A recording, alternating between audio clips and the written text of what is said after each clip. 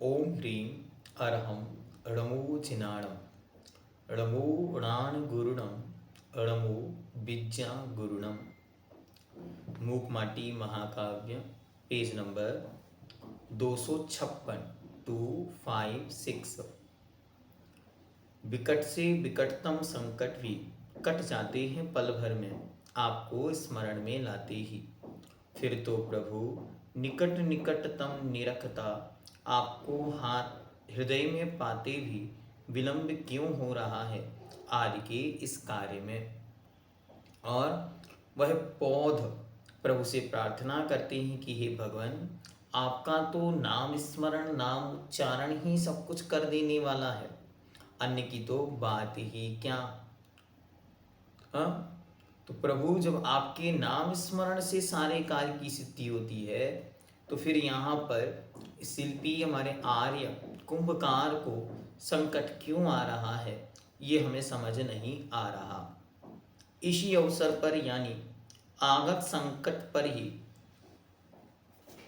गुलाब के कांटे भी दांत कटकटाते हैं, कटु कर्ण कुछ कहते हैं, कर्ण कटु कुछ कहते हैं। और इसी समय जो गुलाब पुष्प था, उसका जो पौधा था, वह पौधा में जो कांटे निकले हैं, वे सोचते हैं कि मौका मिला है, प्रसंगवशात हम भी अपनी कोई बात रख दें, तो वे भी वहाँ पर कुछ कहते हैं। इसी अवसर पर यानी आगत संकट पर जो परेशानी आई हुई है, कांट गुलाब के कांटे भी दांत कटकटाते हैं, कर्ण कटु जो कानों को कड़वा लगने वाला है, लेकिन सच्चाई है, जिसे समुचित बात कहते हैं, जिसे आप लोग कहते हो कि सच हमेशा कड़वा होता है। तो कहते हैं, अरे संकट हृदय सूल छली कहाँ का, कंटक मत बन बिछ जा, निरीह निर्दोष निश्चल निराग पथिकों के पथ पर। और क्या कहते हैं वो कि समस्त इच्छाओं से परे रहने वाले निर्दोष निश्चल पथकों के अर्थात यात्रियों के पथ में कांटा बनकर फैल नहीं, अपना हट छोड़ और कहीं दूर जा।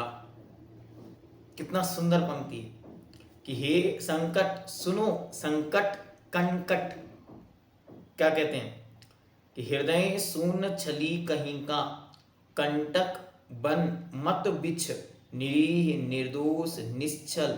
जो निरीह, ईह मतलब होता है इच्छा, और निरीह मतलब होता है इच्छाओं से रहित, निर्दोष दोषों से रहित, निश्चल छल से मायाचारी से रहित, निराग राग से रहित, पथिकों के पथ पर, पथिकों के रास्ते पर मत आ, अपना हट छोड़, अब तो हट जा, पथ से दूर कहीं जा, वरना कांटे से ही कांटा निकाला जाता है।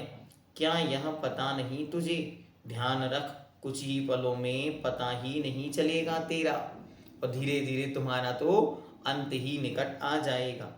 और इसी बीच इसी विषय में डाल पर लटकता फूल विशेष सक्रिय हो जाता है, ना ही कांटों की बात काटता है और ना ही कांटे की डांटता है, परंतु समयोचित बात करता है, कांटे के उद्वेग ऊष्मा के उपशमन हेतु। और इतने में ही जो गुलाब पुष्प है, वो कहता है कि तुम क्यों गर्म हो रहे हो भाई, हम तुम्हें कुछ अच्छी समय अनुकूल बात यहाँ पर बतलाते हैं, सो ध्यान से सुनो। क्या कहते हैं, जब सुई से काम चल सकता है, तब तलवार का प्रहार क्यों करें, जब फूल से काम चल सकता है, तब सूल का व्यवहार क्यों करें। कितनी सुंदर पंक्तियां, ये नीति है, ये न्याय है, यह अध्यात्म है, ये व्यवहार है, ये व्यवस्था है, ये चरणानुयोग है। क्या कह रहे हैं, जब सुई से काम चल सकता है, तब तलवार का प्रहार क्यों करें। जब सामान्य सी बातों से निपट सकती हैं, तो विशेष युद्ध की बात क्यों करते हो। और जब फूल से काम चल सकता है, तब सूल का व्यवहार क्यों करें, और जब फूल से ही सारे कार्य सिद्ध होते हैं, तो फिर कांटों का व्यवहार क्यों करना, अर्थात कठोर व्यवहार क्यों करना। जब मूल में भूतल पर रहकर ही हाँ फल हाथ लग रहा है, तब चूल पर चढ़ना यह मात्र शक्ति समय का अपव्यय ही नहीं, सही मूल्यांकन का अभाव सिद्ध करता है। गुरु महाराज कह रहे हैं जब नीचे से ही फल की प्राप्ति हो जाए तो फिर सूल पर मतलब ऊंचाई पर चढ़ना तो मूर्खता होगी। अरे वहां मात्र शक्ति का ही अपव्यय नहीं हुआ, अपितु सही निर्णय और मूल्यांकन का भी अभाव दिखाई देता। मतलब इस व्यक्ति को कोई भी चीज ढंग से नहीं आती, तब तो यह इतनी बड़ी गड़बड़ियां कर रहा है। यू गंध निदान गुलाब, गंध निधान मतलब होता है खजाना, तो गंध का अर्थात सुगंधि का खजाने स्वरूप गुलाब, नीति नियोग की विधि बताता, प्रीति प्रयोग की निधि दिखाता, अपने अभिन्न अनन्य मित्र जो अणु अणु से कण कण से सुरभि का परिचय कराता, दिगी दिगंतों तक फैलाकर गंधवाहक पवन का स्मरण करता है, और बीच में ही वह पवन को अर्थात हवा को याद करता है। साथ ही साथ परिस्थितियों को सही सही नहीं समझ पाना ही माना जाएगा। युष सुगंध के कोश ने नीति न्याय का तरीका बतलाया। कितनी सुंदर पंक्तियों के साथ उसने बात को रखी कि जब सुई से काम चल रहा हो तो तलवार का क्यों प्रयोग करना, और जब फूल का से काम चल रहा हो तब शूल का व्यवहार क्यों करना। अर्थात जब प्रेम से बात बन सकती हो तो कठोरता को ग्रहण नहीं करना, कठोरता को स्वीकार नहीं करना। प्रेम वात्सल्य का खजाना दिखाते हुए अपने अनन्य मित्र हवा पवन को याद किया। अब क्या होता है आगे, पवन वहां पर उपस्थित होगा और क्या होगा उसको आगे रखते हैं। गंधवाहक पवन, गंध को जो जगह जगह तक ले जाता, कहाँ तक, दिवी दिगंत, दिवी मतलब होता है आसमान और दिगंत मतलब होता है दिशाओं के अंत तक, वहां तक लेकर जाता है। कुछ एक क्षण निकलते हैं कि विनय विश्वास विचारशील प्रकृति के अनुरूप प्रकृति वाला वन उपवन विचरण धर्मा, वसंत वर्षा तुषार धर्मा, तुषार घर्मा, शव ऋतुओं में समान कर्मा, जीवन के क्षण क्षण में मैत्रिक भाव का स्वादन करता, पैतृक भाव का अभिवादन करता पवन का आगमन हुआ। और पवन मतलब हवा वहां पर उपलब्ध हुआ।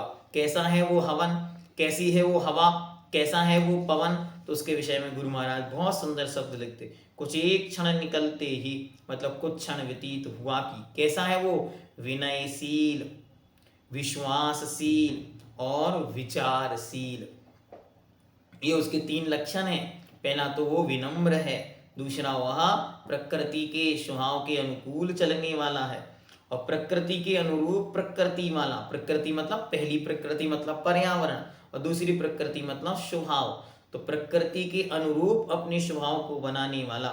वन उपवन विचरण धर्मा, वन और उपवनों में विचरण करना ही जिसका धर्म, जिसका स्वभाव या जिसका लक्षण है। और वह कैसा है, सो आगे कहते हैं वह वसंत वर्षा तुषार घर्मा, जिस वर्षा ऋतु में जिस प्रकार की आवश्यकता है तदरूप आचरण को करने की सामर्थ्य वाला है, और सब ऋतुओं के अनुकूल चलने वाला है, मौसम के अनुकूल रहने वाला है। बसंत ऋतु हो, वर्षा ऋतु हो, तुषार मतलब सर्दी हो, घर्मा मतलब गर्मी हो, सब ऋतुओं में समान कर्मा, जैसी ऋतु वैसी ऋतु के अनुकूल हो जाता है। सर्दियों में ठंडा हो जाता है, गर्मियों में गर्म हो जाता है आदि। मैत्रिक भाव का आस्वादन करता और सबके साथ मित्रता का भाव रखने वाला है, सबको मित्रता के साथ रखता है और सबसे मित्रता रखता है। और कैसा है, पैतृक भाव का अभिवादन करता, पवन का आगमन हुआ। और अपैतृक भाव मतलब अपने पूर्वजों और अपनी परंपरा के प्रति जिसके हृदय में निरंतर सम्मान का भाव बसता है, ऐसा वह पवन अर्थात हवा वहां आगमन हुआ आती है। अब क्या करती है, क्या होता है, ऐसे व्यक्ति के संबंध में ही संतों की ये पंक्तियां मिलती हैं कि जिसकी कर्तव्य निष्ठा वह काष्ठा को छूती मिलती है, उसकी सर्वमान्य प्रतिष्ठा तो काष्ठा को भी पार कर जाती है। ध्यान से। हाँ, कितनी भी प्रसिद्धि मिल रही है तो ये ध्यान रखो, ये प्रसिद्धि सामान्य नहीं, ये प्रसिद्धि बड़ी बहुमूल्य है, बड़ी कीमत से पाई है। क्या कह रहे हैं, देखो, जो कर्ता बुद्धि से रहत सदा अपने कर्तव्य का निर्वाह करता है, जिसकी कर्तव्य निष्ठा वह काष्ठा को छूती मिलती है। काष्ठा मतलब सर्वोत्कृष्ट स्थान, चरम सीमा तक पहुंच जाती है। चरम सीमा मतलब सर्वश्रेष्ठ स्थान तक जो पुरुषार्थ करता है, कर्ता नहीं बनता, मात्र अपने कर्तव्य में लगा रहता है, उसका सभी सम्मान करते हैं। और क्या होता है, उसकी सर्वमान्य प्रतिष्ठा, सभी उसकी प्रतिष्ठा का ध्यान रखते हैं। और अंत में उसकी लौकिक प्रतिष्ठा भी सीमाओं को लांघकर अनंत आकाश को छू जाती है। कितनी सुंदर पंक्तियां हैं कि जिसकी कर्तव्य निष्ठा वह काष्ठा को छूती मिलती है, वह उसकी सर्वमान्य प्रतिष्ठा तो काष्ठा को अर्थात संपूर्ण मर्यादाओं के रहत अनंत आकाश के भी परे पहुंच जाती है। लो, स्मरण मात्र से ही मित्र का मिलन हुआ, सो फूल गुलाब फूला न समाया, मुदित मुखी आमोद झूला झूलने लगा। परिणाम यह हुआ, आगत मित्र का स्वागत स्वयमेव हुआ। और वहां से हवा आई और यहाँ गुलाब का पेड़ झूमने लगा, आनंदित होने लगा। लो, स्मरण मात्र से ही मित्र का मिलन हुआ। उसने तो याद मत किया था पवन को, और वहां से पवन चला आया। कई बार आपके साथ भी ऐसा होता है, आप मन में सोचते हैं कि आज इससे मिलना है, वो सामने आ जाता है, मिलन हो जाता। आप बहुत दिनों से सोचते हैं कि इनसे मिलना है, और वो सामने आके दिखाई दे जाता, तो बड़ा आनंद अंतरंग से आता। सो फूल गुलाब का फूला न समाया, और मुदित मुखी अर्थात बड़ी प्रसन्नता के साथ जिसका मुख खिला हुआ है, आमोद झूला झूलने लगा, आनंद के साथ यूं हिलोरे हुआ लेने लगा। और उसका ये झूला झूलना ऐसा लग रहा है जैसे वो अपने मित्र का ही स्वागत कर रहा हो। सो स्वयं उसका स्वागत हुआ। फूल ने पवन को प्रेम में नहला दिया, और बदले में पवन ने फूल को हिला दिया। यहां से उसने उसको सुगंधी दी, और उसने उसको एक कंपन दिया, जिस कंपन के कारण उसने एक नृत्य किया, तो दोनों ने एक दूसरे को बड़ा प्रेम दिया। कुछ क्षण मौन, फिर पवन ने कहा विनय के साथ कि मुझे याद किया, सो कारण ज्ञात करना चाहता हूं, जिससे कि प्रासंगिक कर्तव्य पूर्ण कर सकूं, अपने पुण्य से पूर्ण कर सकूं, और पावन पूत कर सकूं, बस और कोई प्रयोजना नहीं। क्या वो कहता है कि आपने मुझे याद किया, सो कोई कार्य है क्या? यदि कोई कार्य है तो बतलाइए। क्यों? जिससे कि प्रासंगिक कर्तव्य को पूर्ण कर पुण्य से अपने को मैं पवित्र कर सकूं, पूर्ण कर सकूं, भर सकूं। मैं अपना कर्तव्य करूंगा, सो उस कर्तव्य के नियोग से मुझे पुण्य का संचय होगा, और पावन पूत कर सकूं, बस और कोई प्रयोजना नहीं है। अर्थात कुछ अद्भुत यहाँ घटित होने वाला है। पर के लिए संयोगी उपयोगी बन सकूं, बस यही भावना है। क्या कहते हैं? पर के लिए भी कुछ करूं, संयोगी उपयोगी बनूं, बस भावना एक बहाना है। बस एक ही भावना है हमारी कि हम तो मात्र पर के लिए कुछ सहयोगी और कुछ उपयोगी बने।